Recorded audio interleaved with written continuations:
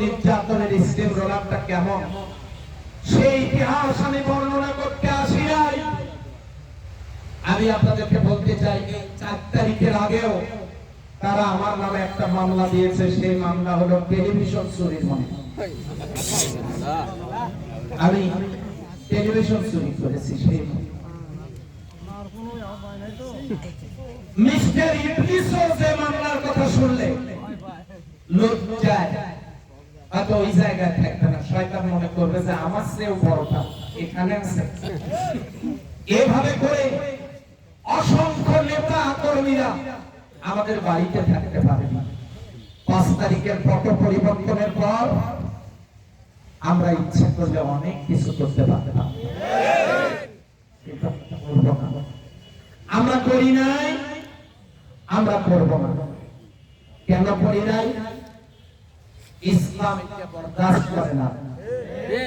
বাংলাদেশ জামাত ইসলামের আমির তিনি ঘোষণা করেছেন বিগত 15টি বছর থেকে ওই লগি বৈঠক তাণ্ডব থেকে শুরু করে বিগত 15টি বছর যারা আমাদের ভাইদের উপরে জুলুম নির্যাতন চালিয়েছে, দেশবাসীর উপর জুলুম চালিয়েছে, আমরা তাদেরকে ক্ষমা করে দিলাম। জামাত ইসলামের আমির তাদেরকে ক্ষমা করেছেন।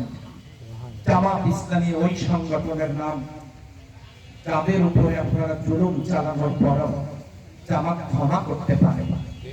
5 তারিখে পট পরিবর্তনের পর আমাদের ভাইয়েরা হিন্দু অধ্যুষিত এলাকায় পূজা মণ্ডপগুলো, খ্রিস্টানদের গির্জা, প্রত্যেকটা হিন্দুদের গ্রামে আমরা কমিটি গঠন করে তাদের নিরাপত্তার বন্দোবস্ত করেছি।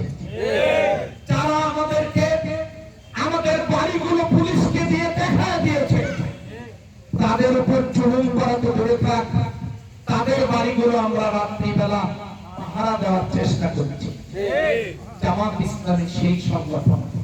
আপনারা যাকে মানবতার দুশমন বলেন, আপনারা যাদেরকে জামাত শিবিরকে রাজাকার বলেন, জামাত শিবিরকে দেশের ক্ষতিকারক ব্যক্তি বস্তুর কথা বলেন, তারা শুনুন, জামাত ইসলামী বাংলাদেশে এখন এমন কোন ধর্ম সংগঠন নয় যে জামাত ইসলামী আপনাদের মুখের ফুৎকারে জামাত দিতে যাবে, জামাত